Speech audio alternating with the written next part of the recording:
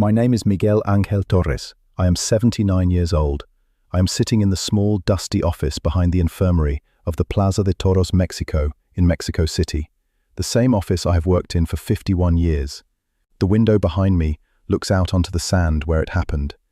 Even now, 53 years later, if I close my eyes, I can still hear the hooves. I'm wearing the same faded ring jacket I wore that afternoon, the same dark stains across the lower right side that never quite washed out, no matter how many times my wife scrubbed them with vinegar and cold water. She gave up in 1981. She said the jacket wanted to remember. I have kept this story silent for 53 years. I kept it silent because Ramón, el Magnífico Delgado, begged me to. I kept it silent because the promoter, a man named Don Esteban Vargas, threatened to destroy my career and my family's livelihood. I kept it silent because the man who performed the single greatest act of courage I have ever witnessed inside that ring asked me, very quietly, in this same office, as he was leaving, he asked me one thing. He said, "Miguel, let the bull live. Let the story die with the afternoon."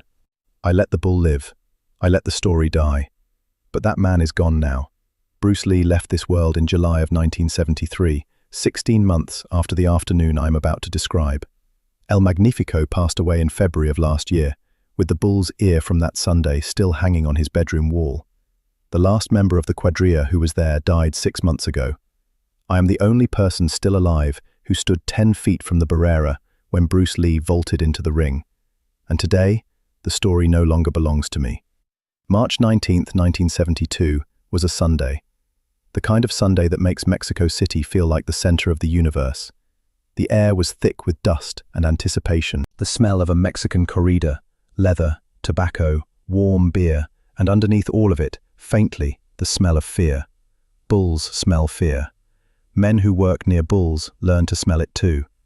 The Plaza de Toros, Mexico, is the largest bullring on earth. Capacity, 45,000. That afternoon, 25,000 seats were sold. The big draw, the only reason any of those 25,000 had paid for a ticket, was the third act of the afternoon. Ramón Delgado, El Magnífico. I was 36 years old in 1972. I had been head ring assistant for 8 years. My job was simple and brutal. I stood 10 feet from the action with the medical kit, 2 folded stretchers, and a small leather bag containing pressure tourniquets, gauze, a glass vial of adrenaline, and a Catholic medallion of San Judas Tadeo that had been blessed by my mother in 1958. My job was to know before anyone in the stands knew, when a torero was about to die. I had done it 17 times before that day. I had heard the sound a human body makes when a 1,200-pound bull drives a horn through it. It is a soft sound, smaller than you expect, and it changes the air pressure in the ring the way a clap changes the air pressure in a cathedral. I thought I had seen everything that could happen in that ring. I had not seen Bruce Lee. He arrived at 1:40 in the afternoon. He arrived with his wife, Linda Lee, his 6-year-old son, Brandon, and one man I did not recognize at the time, but later learned was his close friend, James Coburn, who had flown down from Los Angeles for the weekend. They sat in the front row, sombre side, the most expensive seats in the plaza. Bruce wore a simple black short-sleeved shirt, black trousers, black canvas shoes, no watch, no jewelry, nothing that caught the sun. He looked tiny. He looked like a tourist who had wandered into the wrong event. Linda Lee was beautiful and calm, and wore a pale yellow dress. Brandon was excited the way every 6-year-old boy is excited at his first bullfight, pointing at the horses, leaning forward over the wooden barrera until his mother gently pulled him back. I did not know who Bruce Lee was on March 19th, 1972. The big boss had not yet been released in Mexico. To me, on that Sunday afternoon, he was simply the small Chinese man in row 1, seat 14, with his pretty American wife and his happy small son. He was a tourist. By 6 o'clock that evening, he was the most famous man inside the Plaza de Toros, Mexico. I want you to understand who Ramón Delgado was on that Sunday, because without understanding him, you cannot understand what happened. He was 34 years old, 6 feet 1 inch, 210 pounds, black hair pulled back tight under his montera. His face was the face of the photographs on every poster in Mexico that year. Sharp cheekbones, dark eyes, a jaw that looked as though it had been carved out of mahogany. The Mexican newspapers called him El Magnífico for the way he moved with the cape, and for the way he believed he moved with the cape. He had killed 187 bulls in his career. He had been awarded 2 ears in a single afternoon 11 times. He had been carried out of the ring on the shoulders of fans through the Puerta Grande, the door reserved for the highest honor a torero can receive, 14 separate times. He had never been seriously injured. Not once. Not in 14 years of professional bullfighting. He had a scar 3 centimeters long on his right forearm from a graze in 1968. That was the entire injury history of the highest-paid torero in Mexico in 1972. He was earning $40,000 a fight that year. He was driven to the Plaza in a midnight blue Mercedes-Benz with cream leather seats. I tell you these things so that when I describe what he did during the paseo, you understand that he was acting the way he had acted every Sunday for 14 years.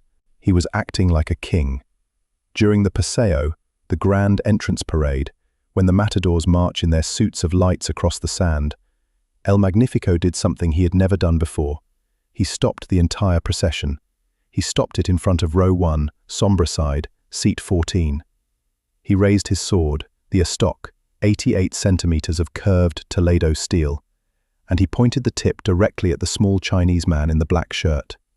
He turned to the microphone at the head of the procession, and his voice carried across all 25,000 seats. He said, "Mira este chinito de película.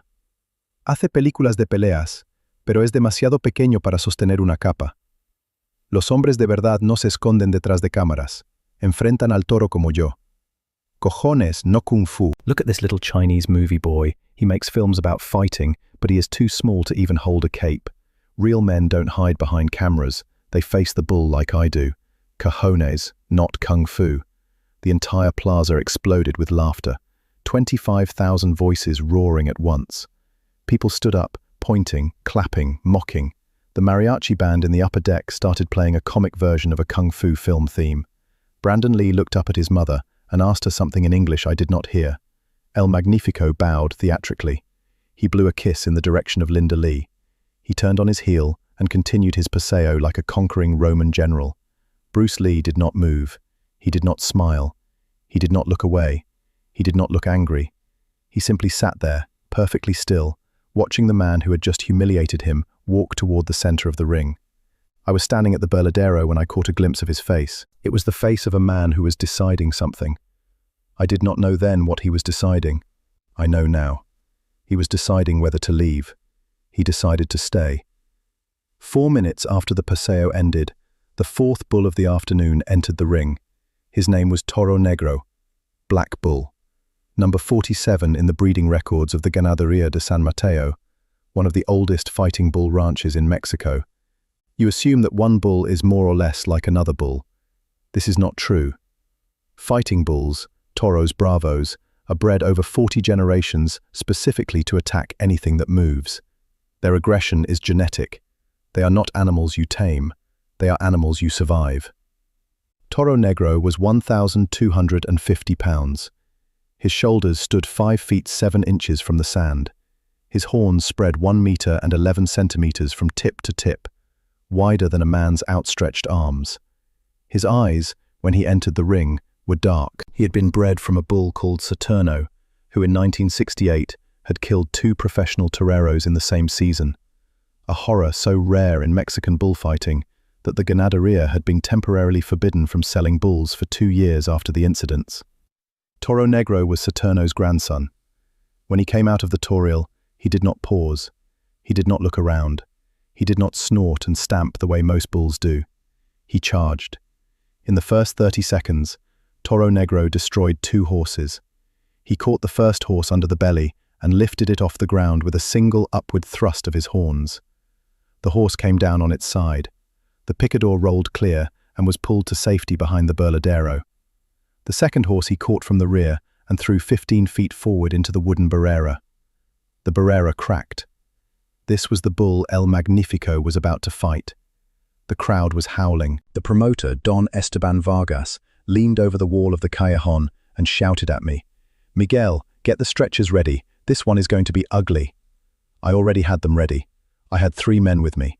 The youngest, Federico, was 22 years old. His hands were shaking. I told him quietly, "Muchacho, when the moment comes, do not think. Run." He nodded. Then El Magnífico walked out into the sand. For 2 full minutes, it was art. It was beauty. It was everything the corrida is supposed to be. The first Veronica was perfect. Toro Negro came in low and fast. El Magnífico did not move his feet. The cape swung like silk across the bull's vision. The horns passed within 6 inches of his thigh. The crowd shouted, "Olé!" so loudly that the wooden seats of the plaza shook under my boots. The second Veronica, the third, the fourth, each one closer than the last. This was why people paid $40,000 to watch Ramón Delgado work. Then the bull changed. I have watched 10,000 bulls in 51 years of work. I can feel the change before it happens. There is a moment when a fighting bull stops responding to the cape and starts responding only to the man. Toro Negro changed on the 6th pass. He did not follow the cape. He did not lower his head for the cloth. He kept his eyes locked on El Magnífico's chest. I shouted across the callejón, "Cuidado, ya aprendió!" Be careful, he has learned. El Magnífico did not hear me. The crowd was too loud. He went for the 7th pass, a deeper one, the kind that wins ears and tails and the great door. And the bull did exactly what a learning bull does. One violent headshake. The cape snagged on the right horn. El Magnífico's foot slipped in the loose sand. He went down hard. What happened in the next 11 seconds is what 53 years of my life have been organized around. El Magnífico hit the sand on his right shoulder. His montera came off and rolled 3 meters away. His muleta dropped from his left hand. The bull spun. I have never, in 51 years, seen an animal that size spin that fast. The hind legs dug into the sand. The front shoulders rotated. The horns came around at the speed of a man swinging a baseball bat. The first charge took 2 seconds. The right horn caught El Magnífico under the lower ribs, at the angle that every torero fears most. The bull lifted him 6 feet off the sand. His suit of lights caught the afternoon sun and threw it across the front rows in a flash of gold. He came down on his back, 15 feet from where he had been standing. The bull was already coming for the second charge, head lowered, horns aimed straight for the fallen man's chest. The quadrilla was running, but they were too far. The nearest banderillero was 18 meters away. There was no one between Toro Negro and the king of Mexican bullfighting. The entire Plaza de Toros, Mexico, let out a single, horrified scream. 25,000 people screaming the same scream at the same moment. I was already sprinting toward the barrera with the stretcher when I saw something that still stops my heart 53 years later.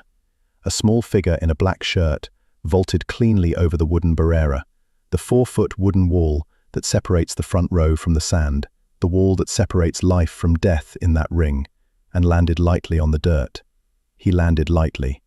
I want you to hold that word. Lightly.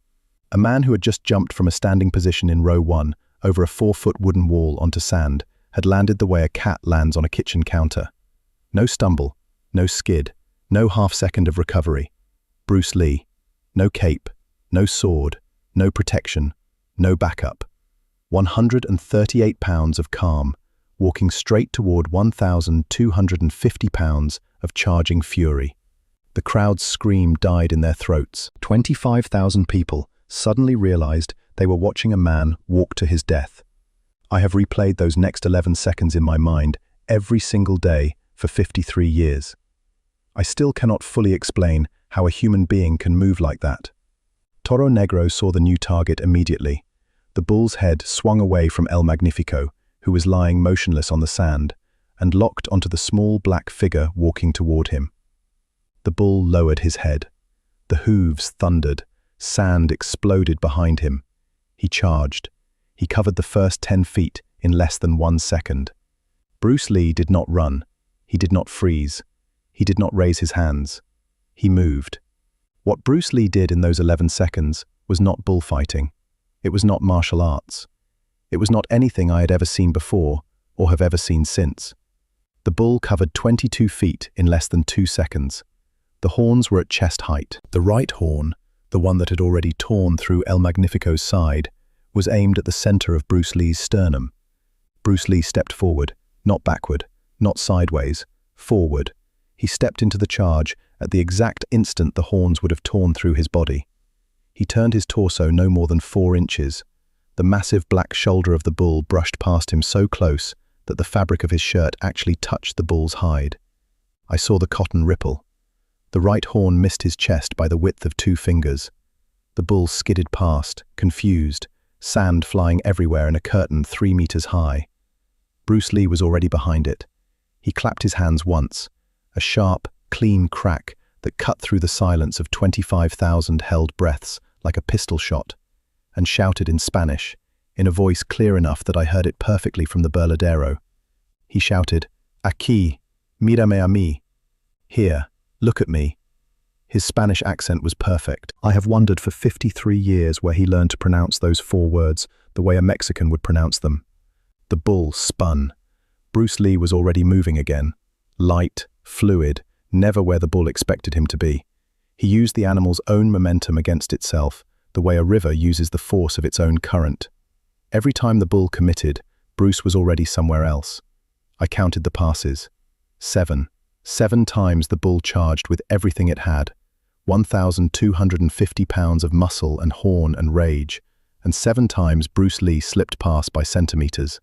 On the second pass, Bruce moved in a way I have never been able to describe. He did not step, he did not slide. He shifted, that is the only word for it, as though his weight had been on his right foot one moment and was on his left foot the next, without any visible transition in between. On the 4th pass, the bull's left horn grazed Bruce's sleeve. The fabric tore from the shoulder to the elbow in a single, clean line. He did not flinch. He did not look at it. He did not slow.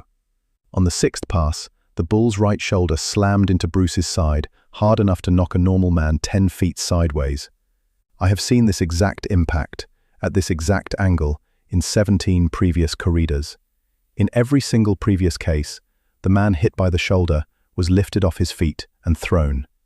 Bruce Lee was not lifted.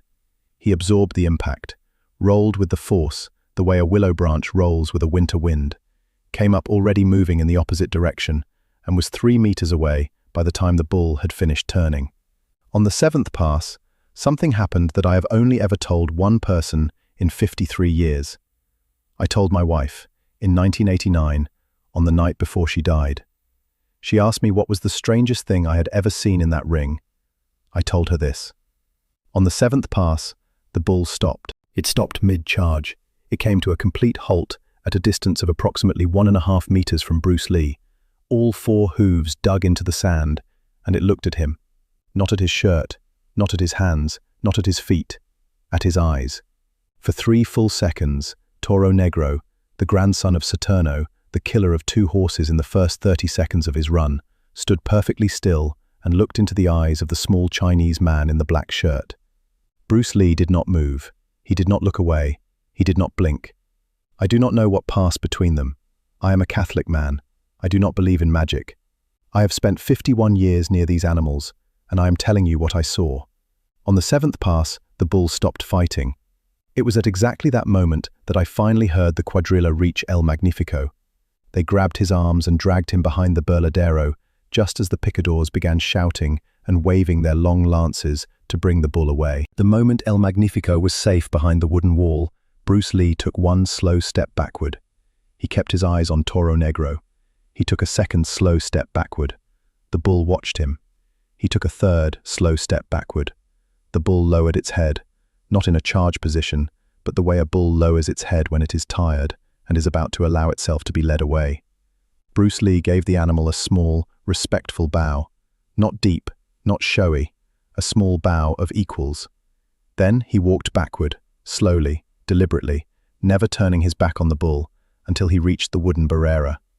He placed both hands on the wall. He vaulted out of the ring the same way he had entered, clean, controlled, impossible. The entire Plaza de Toros, Mexico, was dead silent for 3 full seconds. Then it exploded.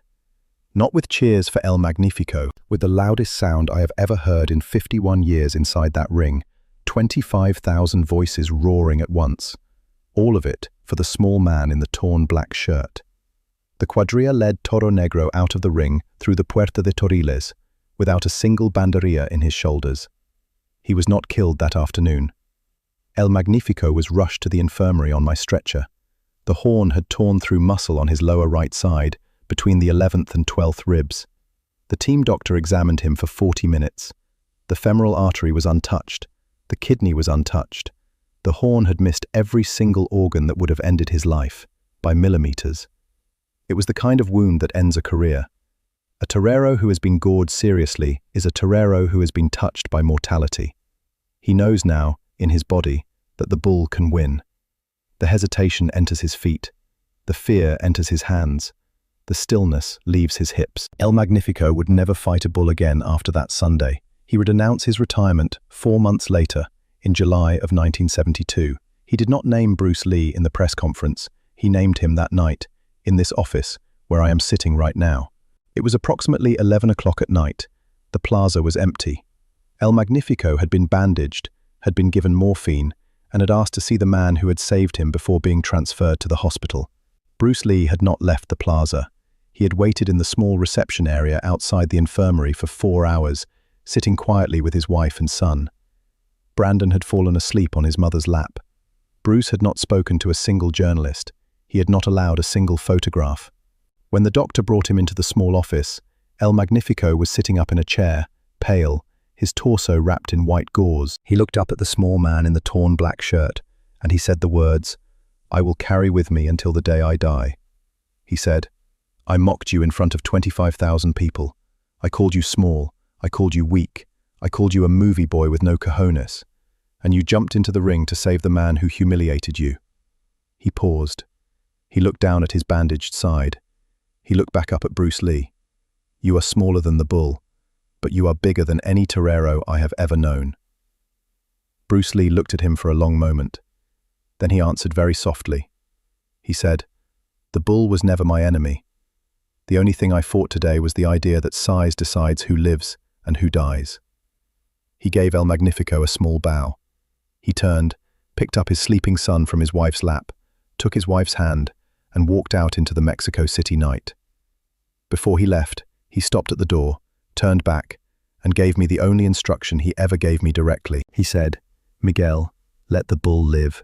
Let the story die with the afternoon." I let the bull live. I let the story die. Until today. 3 weeks later, on April 9th, 1972, a package arrived at Bruce Lee's home in Los Angeles. Inside the box, wrapped in deep red silk that had been folded 4 times, was a bull's ear. In Mexican bullfighting, when a matador has performed exceptionally, the president of the corrida awards him the bull's ear, the highest honor a torero can receive. 2 ears are rarer, the tail is rarer still. The bull's ear is hung on the wall of the matador's home for the rest of his life as proof of his greatest moments. The ear in the box belonged to Toro Negro. It had been awarded to El Magnífico by the president of the corrida that afternoon, not for the faena, but as a symbolic gesture for surviving the worst goring the Plaza de Toros, Mexico, had seen in 11 years. El Magnífico had given the ear to the man who had saved his life. Inside the box, beside the ear, was a folded sheet of cream-colored paper. The handwriting was the careful, slightly slanted script of a man who had been educated in a Mexican village school in the 1940s. The note read, "Al único hombre que jamás hizo que un toro escuchara la razón. No necesitaste espada, solo necesitaste ser Bruce Lee." To the only man who ever made a bull listen to reason. You did not need a sword. You only needed to be Bruce Lee. I have a photocopy of that note in my desk drawer. The original now sits in a private collection, kept by El Magnífico's son. I told you I would tell you what happened to the bull. This is the part of the story that almost no one knows. The promoter wanted Toro Negro killed that night. He said the bull had embarrassed the corrida. He said the bull had been broken by what had happened in the ring. El Magnífico, from his hospital bed, sent a single instruction through me on the morning of March 20th. Under no circumstances was Toro Negro to be killed. He paid for the bull personally. He had the animal transported to a small ranch outside Cuernavaca that he had purchased in 1969 for his retirement. Toro Negro lived on that ranch for the rest of his natural life. He was given a herd of 7 cows. He sired 41 calves. He died of old age in October of 1981, at the age of 14 years and 4 months. An extraordinary lifespan for a fighting bull bred for the ring. His skeleton, mounted, now stands in the lobby of the small museum on the ranch. The placard beside the skeleton reads, in Spanish, Toro Negro, 1967 to 1981. The only fighting bull in the history of the Plaza de Toros, Mexico, to leave the ring alive after entering it. He was spared by the man he could not kill. Bruce Lee never knew that the bull lived. He died in July of 1973, 16 months after the afternoon in the ring. He never returned to Mexico. He never spoke publicly about what happened that Sunday. I would like to believe, and at 79 years old, I am allowed to believe what I wish, that wherever he is now, someone has told him. That the bull he refused to fight lived to be 14. That the matador he saved lived to be 86. That the ring assistant he asked to keep the story silent kept his promise for 53 years. And that on this Tuesday morning, in this dusty office behind the infirmary, the story is finally allowed to be told. My name is Miguel Ángel Torres. I am 79 years old. I retired from the Plaza de Toros, Mexico 3 years ago, after 51 years of standing 10 feet from death every Sunday afternoon from March to November. I still walk past the barrera every morning. The new ring assistants, the young men in their 20s and 30s, do not know me anymore. They nod politely when I pass. They think I am a tourist. I let them think that. I still hear the hooves. I still see that small figure in the black shirt vaulting cleanly into the sand. And every single time I close my eyes and let myself see it again, I smile. Because on that Sunday in March of 1972, in front of 25,000 witnesses, a man the world called small proved that real power has nothing to do with how big you are. It has everything to do with how you move when everything in the universe is trying to kill you. Size is not power. Speed is not power. Strength is not power. Even courage by itself is not the greatest power. The greatest power is control. The ability to look at 1,250 pounds of death charging straight at you and choose, in that single split second, not to meet it with force, not to meet it with fear, not to meet it with violence, to become water. Bruce Lee did not fight the bull that afternoon. He taught it. Silence was Bruce Lee's language. And on that Sunday in 1972, even a killer bull learned to listen. End.